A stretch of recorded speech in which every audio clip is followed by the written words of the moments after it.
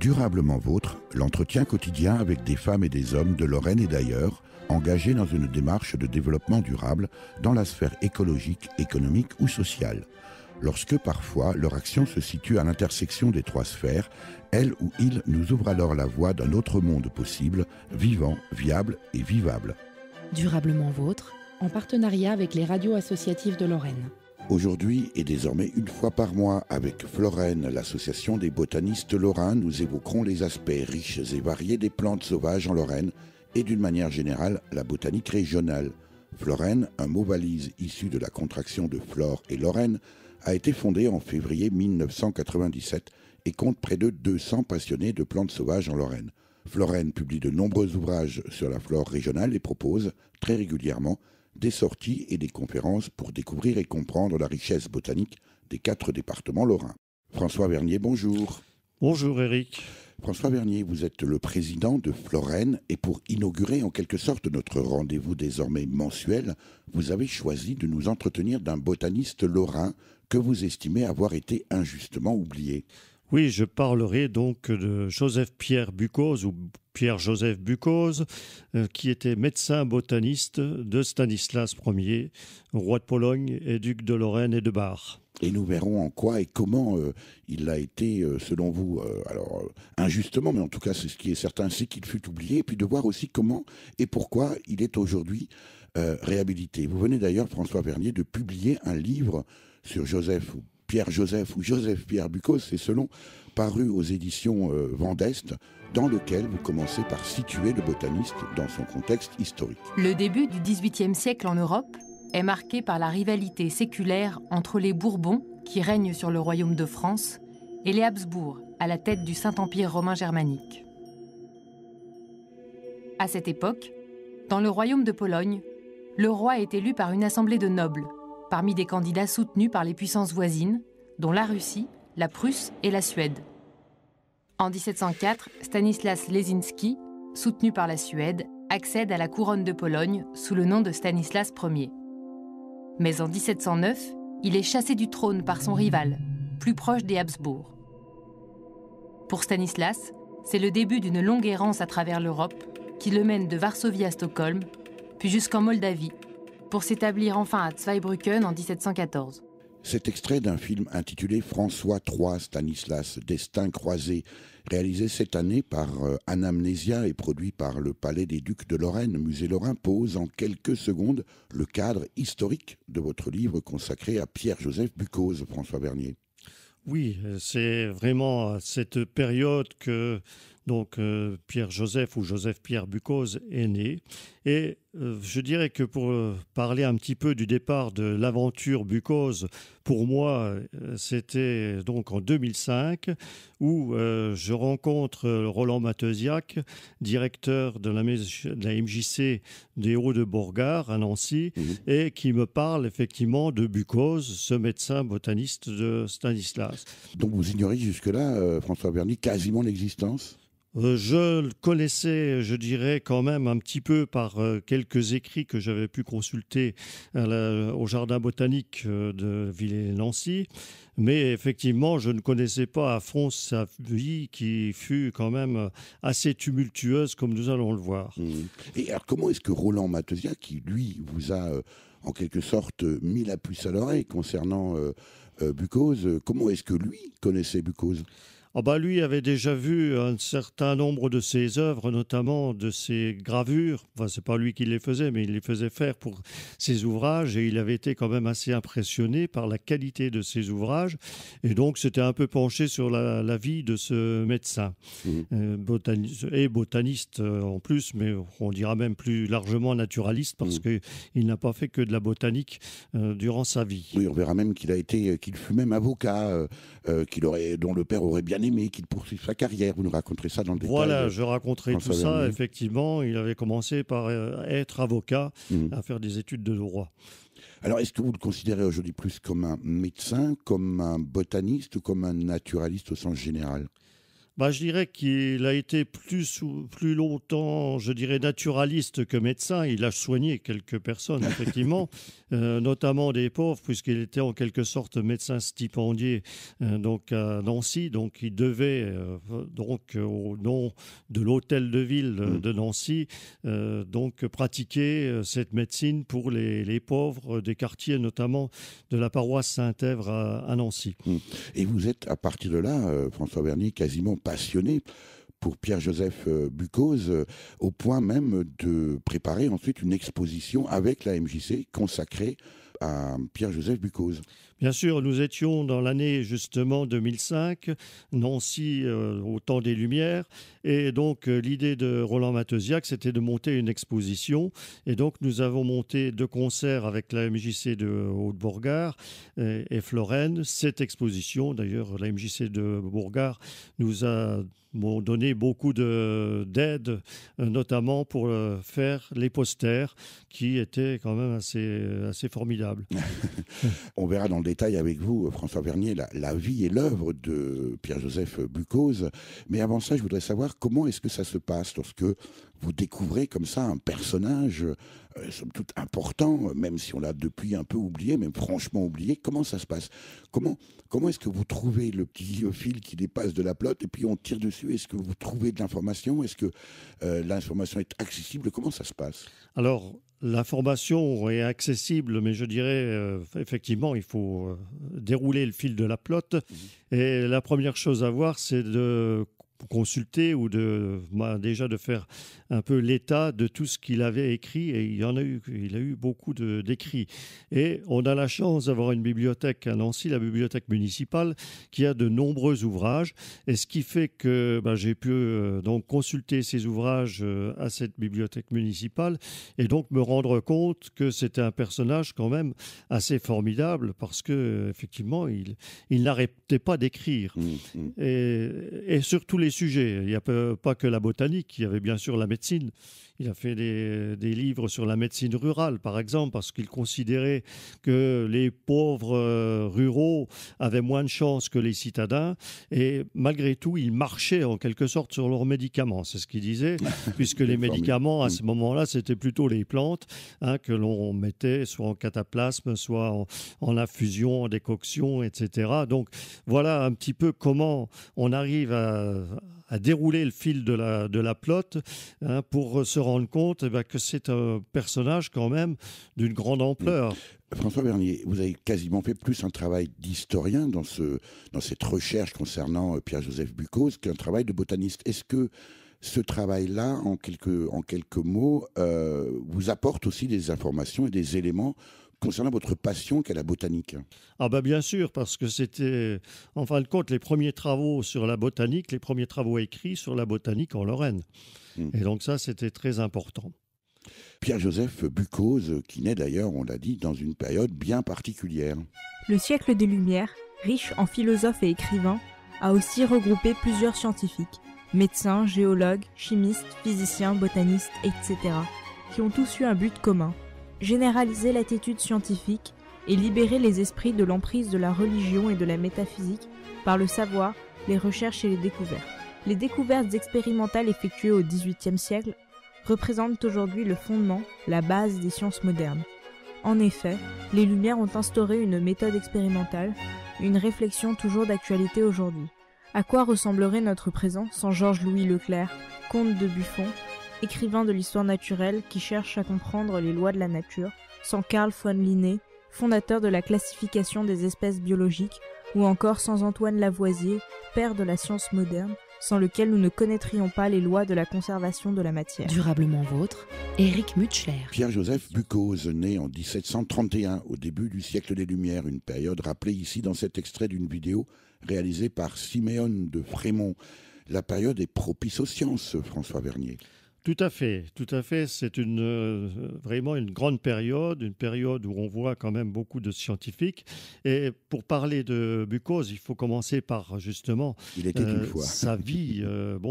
Bien sûr, il est né en 1731 Mhm. à Metz, mais dans une famille bourgeoise déjà. Donc, ce qui avantageait quand même le fait qu'il avait donc des études. Il a fait des études relativement longues, si on peut dire, pour l'époque. Il est déjà allé une école avec des jésuites au départ à Metz, puis il est allé à l'université de Pont-à-Mousson, mais contrairement à ce qu'on croit, il n'a pas fait la médecine tout de suite, il a déjà été faire donc des études de droit.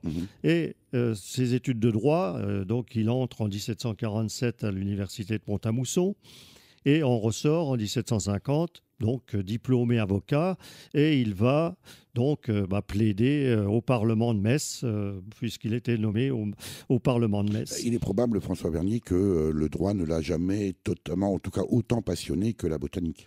Non, pas du tout. C'est vrai que Il n'a pas vraiment laissé de traces de ce côté-là. c'était plutôt ses parents, son père, qui le poussait vers cette profession d'avocat, qui était une profession quand même, je dirais, relativement importante. Et donc, son père l'a poussé, effectivement, dans cette profession. Et puis... Avec des espoirs. Hein. Avec aussi beaucoup de désespoir pour lui, parce qu'il l'avait même envoyé au palais à Paris pour que Pierre-Joseph ou Joseph-Pierre se forme justement aux plaidoiries. Et au lieu de ça, notre Pierre-Joseph va courir la campagne et va visiter des cabinets d'histoire naturelle, va rencontrer des savants, naturalistes, bien sûr, botanistes, zoologistes, minéralogistes. Et donc, son père, voyant ça, lui dit, il faut que tu reviennes à Metz. Comme quoi, hein, rien de nouveau. Hein. Rien de nouveau sous la planète, c'est vrai. Et Pierre-Joseph Bucose, au lieu de cela, part dans les provinces de l'Ouest, comme il dit, en Bretagne, et il revient au bout d'1 an et demi à Metz. Il faut quand même rappeler, François Vernier, que nous sommes en plein milieu du XVIIIe siècle. On a évidemment les moyens de transport qu'on a de l'époque. Et malgré tout, c'est déjà un personnage, comme vous le disiez à l'instant, qui court la campagne. Alors, il y a une petite particularité. On ne va pas faire une émission sur ce thème-là. Néanmoins, son nom de Bucose, s'orthographie B-U-C apostrophe H-O-Z, ce n'est pourtant pas, François Vernier, son nom de naissance. Non, pas du tout. Son nom de naissance, il s'y rapproche, puisqu'il s'appelait Bugot, B-U-G-H-A-U-T. Et ce qui est assez amusant, c'est que sur le registre de naissance, enfin le registre de baptême exactement, on voit cette mention de Bucose qui a été donc acceptée par le Parlement, enfin le bailliage de Metz exactement, jugement du Parlement du bailliage de Metz, qui dit que le nom de Bucose, mais sans apostrophe, est autorisé à partir de 1758. Est-ce que vous savez pourquoi il a tenu à changer de nom, François Vernier ? Alors, pas du tout. Je dirais, il n'y a aucun écrit, sinon que l'on renvoie dans ses écrits, ses premiers écrits, notamment à l'Académie nationale de Metz, qui a un certain nombre de ses documents, des différents noms qui se rapportent au même personnage. Des gens comme Bugueau, Buqueau, Bucco. Peut-être une volonté de se démarquer. C'est une volonté de se démarquer certainement. Faut voir aussi que le jour de sa naissance, sa marraine, qui est la sœur de son père, signe Buchose, B-U-C-H-O-S-E. Alors que lui ajoute un petit apostrophe pour bien marquer qu'il tient à la prononciation de Bucose. C'est ça. Oui. François Vernier, il se marie en 1755 avec Françoise Marquet, qui elle est la fille d'un docteur en médecine, et il a quelque part la chance de rencontrer un beau-père. C'est plutôt rare. Alors là, pour le coup, qui le soutient dans plutôt sa passion naturaliste et au détriment de, normalement, son activité de juriste. Tout à fait. Alors là, bon, je dirais que c'était une volonté de son père de le marier pour le stabiliser. Et il avait choisi effectivement pour lui la fille du docteur François-Nicolas Marquet, qui était le doyen des médecins de Nancy. Mais bon, ce médecin, il faisait de la botanique. Il en faisait depuis près de 40 ans. Donc la passion de la botanique du beau-père, la passion du gendre se sont fusionnés. D'ailleurs, Buchoz a repris des écrits de François-Nicolas Marquet et les a, en fin de compte, publiés. Et ça, c'est très clair. Il n'y a pas de problème là-dessus, puisque Joseph-Pierre Buchoz le marque bien dans son introduction. Alors, à telle enseigne qu'il reprend des études de médecine, Pierre-Joseph Buchoz, et qu'en 1763, il est nommé médecin ordinaire de Stanislas. Et on ne sait pas si Pierre-Joseph Buchoz écoutait Bach.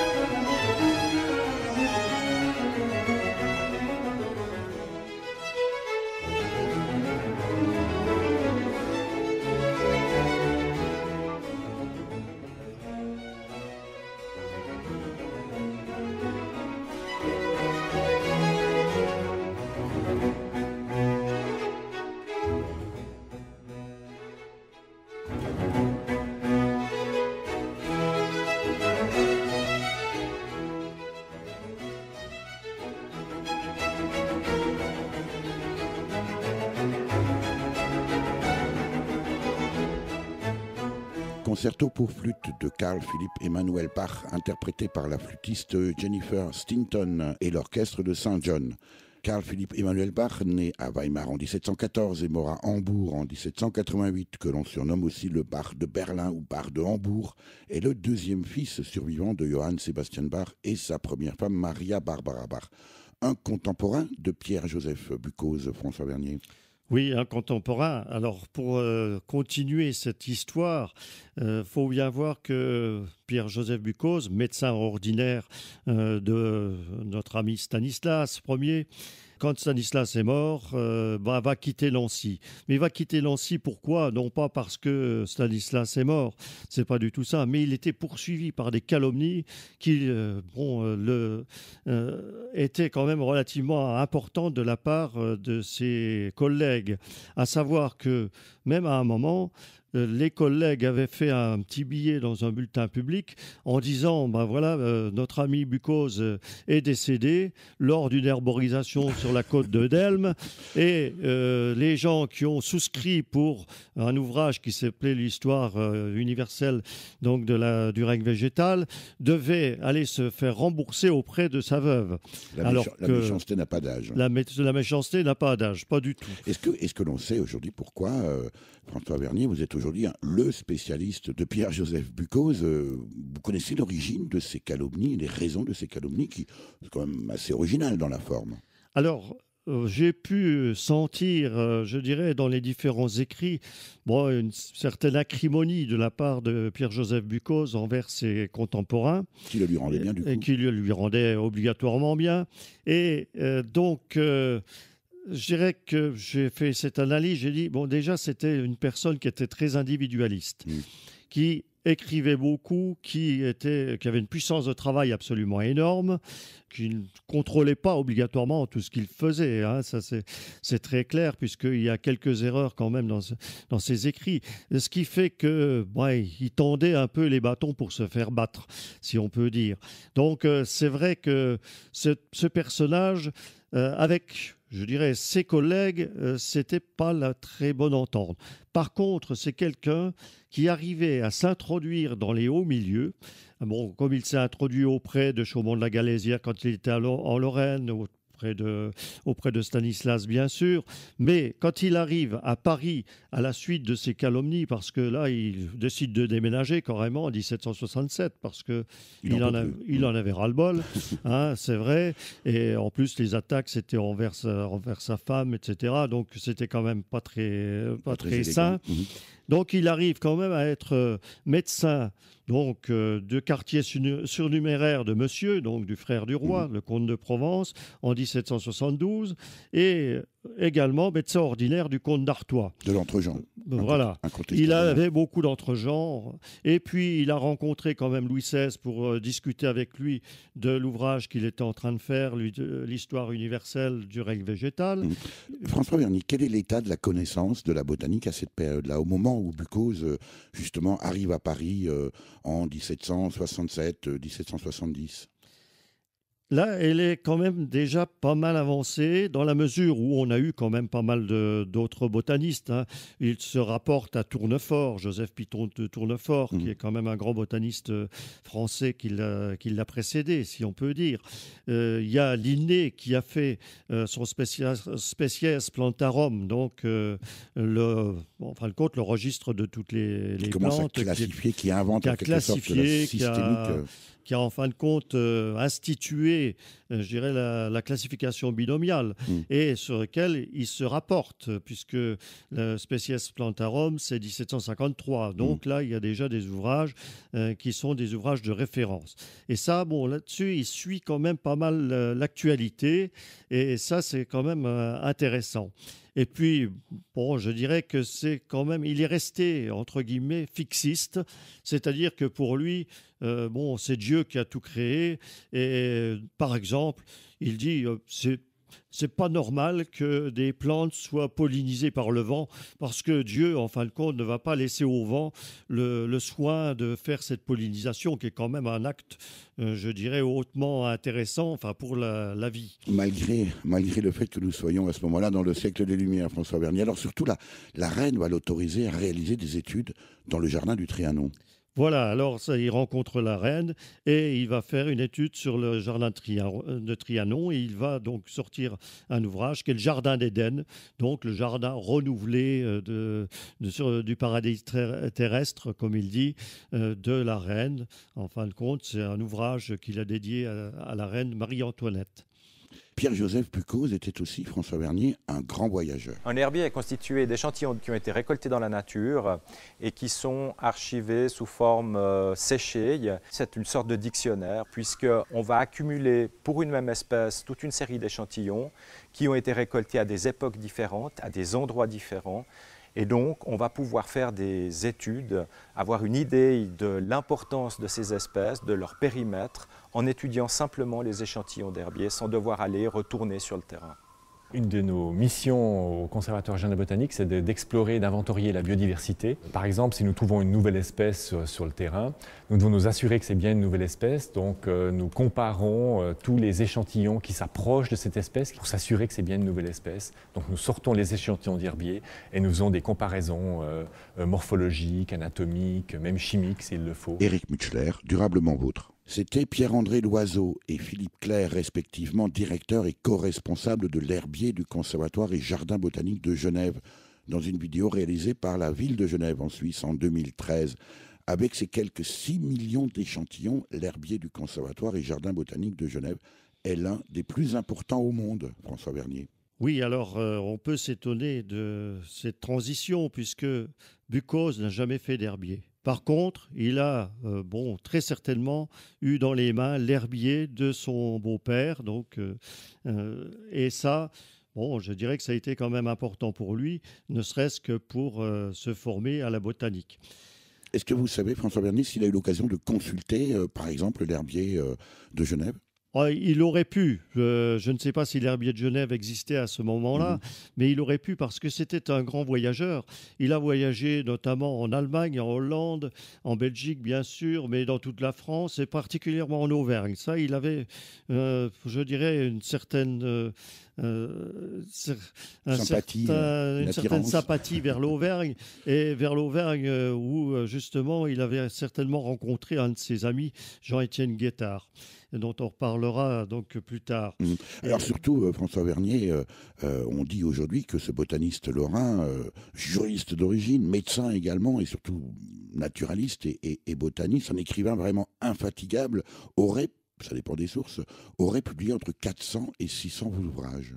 Oui, alors c'est selon les sources, effectivement, on dit entre 400 et 600 ouvrages. Alors il faut bien voir que les ouvrages de Buchoz, il y avait des petits ouvrages qu'ils appelaient des dissertations. Et ces dissertations, en fin de compte, on les retrouvait parfois dans les grands ouvrages qu'il refaisait après, comme l'histoire universelle du règne végétal. Et là, je dirais que c'était peut-être des essais. Et ensuite, effectivement, il compilait tout cela. On lui a dit d'ailleurs qu'il était un grand compilateur. Mais c'est vrai que c'est une personne qui avait une puissance de travail, donc qui lisait certainement énormément. Et d'ailleurs, il avait une bibliothèque quand même relativement importante qu'il a dû vendre d'ailleurs en 1778 parce que il avait des difficultés financières, parce qu'il publié, je dirais, à compte d'auteur, en quelque sorte. Sans compter, François Vernier, que probablement ces ouvrages, même s'ils ont rencontré un certain succès, n'étaient pas des best-sellers mondiaux non plus. Non, bien sûr, mais il avait fait, alors pour la Lorraine par exemple, il avait fait 3 ouvrages, Tournefortus lotharingier, Aldrovandus lotharingier et Valerius lotharingier, tout cela sur la flore bien sûr, mais également sur la zoologie et sur la minéralogie et géologie. Ça c'est son côté naturaliste. C'est le côté naturaliste. Il avait et puis il avait récupéré aussi quelques ouvrages, notamment un herbier de Chine qu'il obtient de Madame de Marsan, qui est donc la gouvernante des enfants de France. Et donc là, il devait traduire entre guillemets toutes les idéogrammes, qui étaient en fin de compte quelques idéogrammes qui donc déterminaient la plante. Ça, il ne l'a jamais fait, ou pratiquement jamais, mais il l'a quand même publié, cet herbier de Chine, qui est quand même une œuvre formidable. C'était une œuvre qui avait été faite pour un empereur chinois, et ensuite qui a été reprise par des jésuites, recopiée par des jésuites, et lui a copié une copie de copie. Alors vous dites, François Vernier, qu'on l'a accusé aussi de plagiat. Pour autant, lui au moins cite ses sources. Lui cite systématiquement ses sources. Tous les livres que j'ai pu voir, notamment à la bibliothèque de Nancy, mais également à la médiathèque de Metz, où il y a des choses absolument formidables sur Buchoz. À chaque fois, dans son introduction, ce qu'il appelle son avant-propos ou d'autres termes, mais à chaque fois, il donne ses sources, ça c'est très clair. Ce qui est une démarche scientifique, somme toute. Oui, c'est scientifique, mais je dirais, je ne l'appellerai pas bon, moi je ne l'appelle pas un scientifique, un véritable scientifique. Je dirais c'est plutôt un vulgarisateur. C'est lui qui arrive à faire passer des messages que d'autres, ont écrits, mais il le dit parfois. Hein, il dit mais un tel, oui, mais il écrit tellement mal que les gens ne peuvent pas comprendre ce qu'il dit. Alors moi j'ai remis ça, de telle façon à ce que ce soit à la portée de tous. François Vernier, est-ce que vous qui êtes président de l'association des botanistes lorrains, Florène, est-ce qu'on ne retrouve pas aussi quand même un petit peu, alors peut-être pas de façon aussi exagérée, mais un peu cet esprit de compétition et de récrimination et de débat entre pairs, encore aujourd'hui dans certains milieux naturalistes, peut-être la botanique, peut-être pas en particulier, mais aussi dans la botanique? Oui, parfois, mais je dirais que c'est quand même moins crucial maintenant. On retrouve effectivement ce genre de choses plus dans le domaine scientifique pur, entre guillemets, pas, je dirais, au niveau des associations. Au niveau des associations, on essaye de développer des choses. Un esprit collaboratif. Voilà. Et pour les encrassés du cerveau, au propre comme au figuré, relisez-nous votre traité.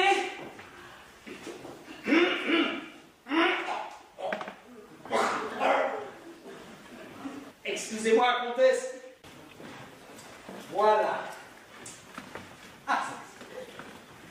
Traité pour une toilette moderne et prophylactique par le docteur Sinovi, membre de l'Académie royale de chirurgie depuis sa création en 1731 et jusqu'à sa mort, si Dieu le veut. Extrait de la pièce Nettoyage à sec de Thierry Audouin, capté ici lors de sa représentation par la compagnie Lointain Jardin le 13 mars 2016 pour le Salon du Livre au château de Méry-sur-Oise dans le Val d'Oise.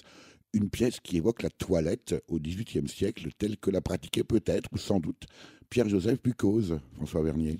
Ah, peut-être, puisqu'il a écrit lui-même un livre sur la toilette de Flore, dans lequel il fait aussi l'état de pas mal de parfums, de mélanges pour pouvoir se toiletter, notamment, je dirais, pour les dames, bien sûr. Vous disiez aussi, François Vernier, que c'était un homme extrêmement prolixe, très travailleur infatigable, qu'on lui en a beaucoup voulu.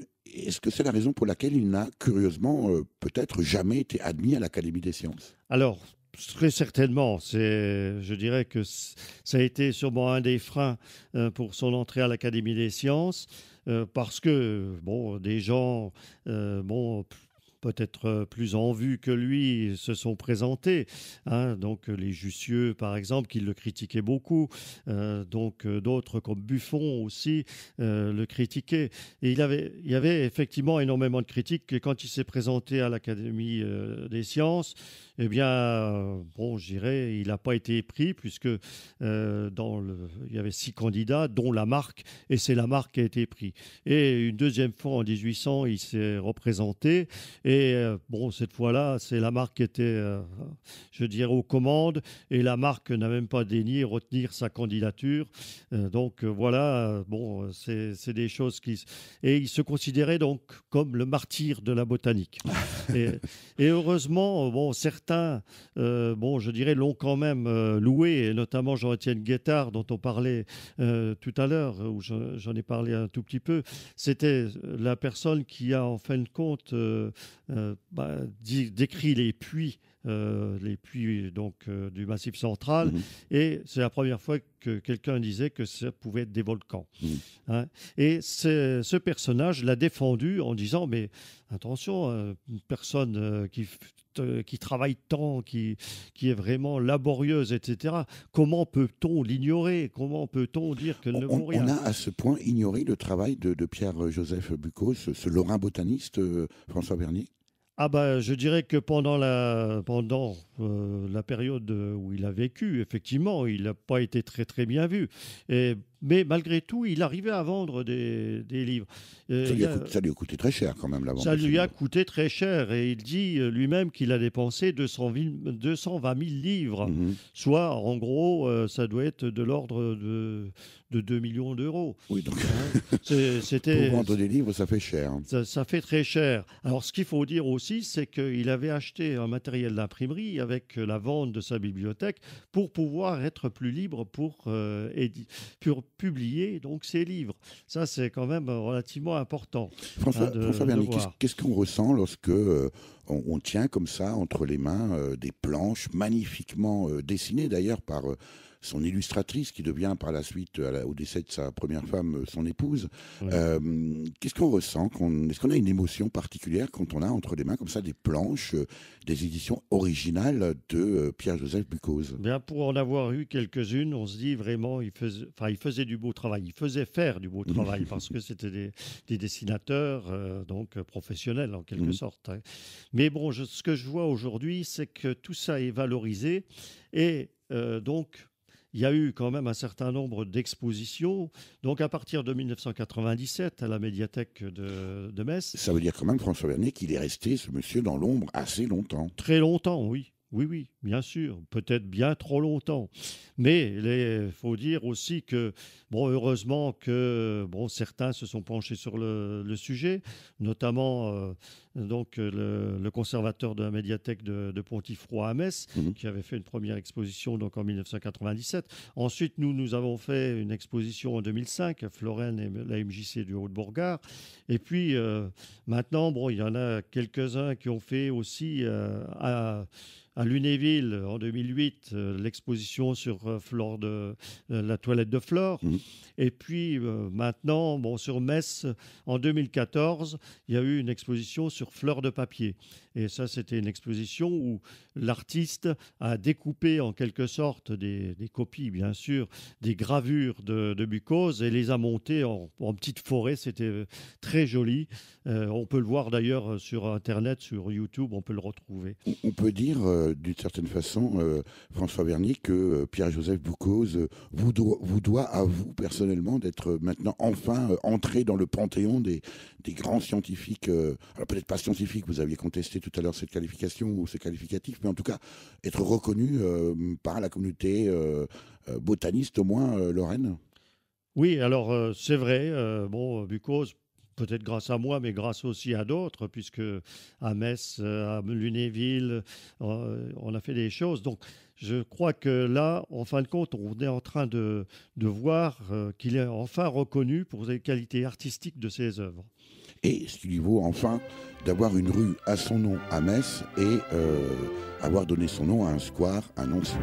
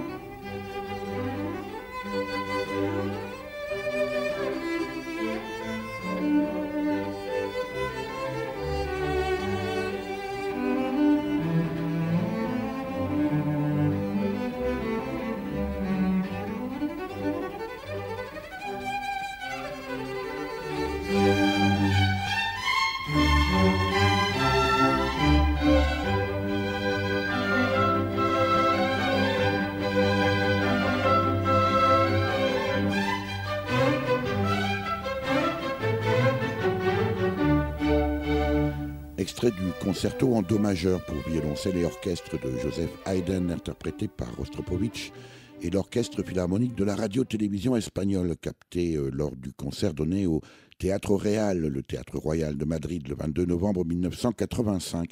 Un autre contemporain de Pierre-Joseph Buchoz, à qui vous venez de consacrer votre dernier livre, François Vernier. Oui, c'est vrai que c'est mon dernier livre. Alors ce dernier livre, je dirais que effectivement, j'en ai parlé un peu à mon éditeur et à l'attaché de presse Michel Allané, qui tout de suite m'ont dit bah oui, c'est vrai, nous sommes dans le 250e anniversaire du rattachement de la France à la Lorraine ou de la Lorraine à la France. On peut dire ça comme on veut. On ne sait pas dans quel sens, mais toujours est-il que c'était important de montrer qu'il y avait un certain nombre de personnes, dont Joseph-Pierre Buchoz, qui ont travaillé en Lorraine, bien sûr, qui ont été exilés ensuite à Paris par les calomnies. Et c'était quand même un travail très intéressant parce que ça me permettait effectivement de revoir un peu les choses et puis de me replonger dans la vie, parce que grâce à Internet, on a les archives qui sont pratiquement ouvertes, donc j'ai trouvé quand même un certain nombre de choses et cela mérite encore, je dirais, d'être approfondi, parce que il me semble à un moment que j'avais vu qu'il y avait un frère qui avait fait aussi des études de droit un peu avant lui. Donc ça, j'ai pas retrouvé. Donc ça, c'est des choses aussi à approfondir. L'histoire aussi de son épouse, de sa deuxième épouse. Ça, c'est une chose que j'ai découverte en écrivant le livre, parce que quand on a fait l'exposition en 2005, j'avais pas eu cette information. Il a eu aussi 5 enfants morts en bas âge. Ça aussi, je n'avais pas cette information en 2005 et là, je l'ai obtenue. Et donc, ça mérite encore d'être approfondi. Ce personnage est quand même assez formidable et ça mérite aussi de voir aussi toute sa bibliographie de manière, je dirais, plus scientifique, si on peut dire, aller rechercher un petit peu, parce que c'est assez difficile parfois de s'y retrouver, puisque, comme je le disais, il y a des fois c'est Pierre-Joseph ou Joseph-Pierre Buchoz, ça c'est pas un problème, ou M. Buchoz, ça c'est pas un problème.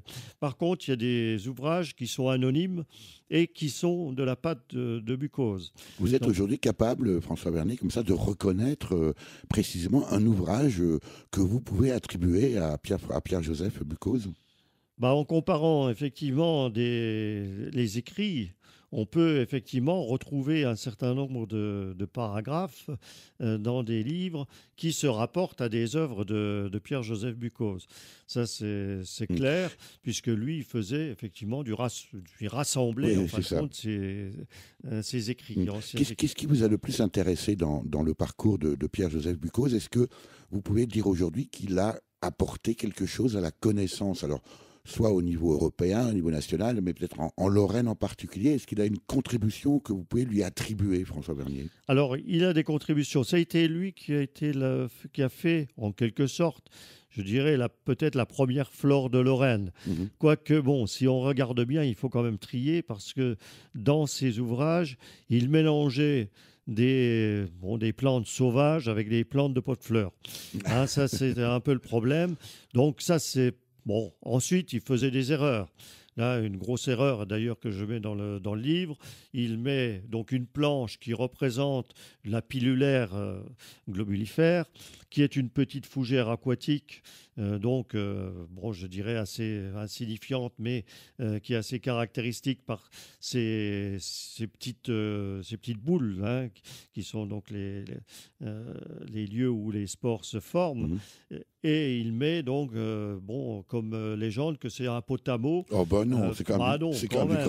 Le potamo, c'est une plante... Il n'y a guère que vous, François Vernier, peut-être, et vos adhérents de Florène, qui êtes capables de relever cette erreur, mais en tout cas, ça le mérite d'exister. Est-ce que vous avez l'intention déjà et prévu d'autres ouvrages à la suite de ce travail sur Pierre-Joseph Buchoz, François Vernier ? Bon, sur Pierre-Joseph Buchoz, pas spécialement, mais par contre, là, on est en train de travailler sur un nouveau guide de randonnée sur la région de Saint-Dié.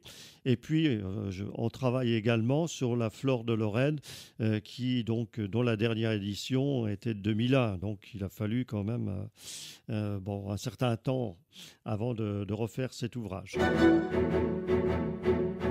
L'invité de Durablement Vôtre, coup de gueule ou coup de cœur? François Vernier, président de l'association des botanistes lorrains Florène et auteur du livre sur le botaniste Pierre-Joseph Buchoz, qui vient de paraître aux éditions Vendeste, c'est le moment de votre choix. On écoute. Plongez dans les fonds marins et découvrez un monde incroyable.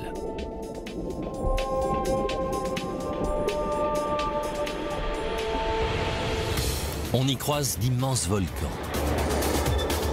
des températures pouvant faire fondre le plomb, les animaux les plus vieux de la planète et des séismes sous-marins capables d'envoyer des vagues meurtrières sur les côtes à des milliers de kilomètres.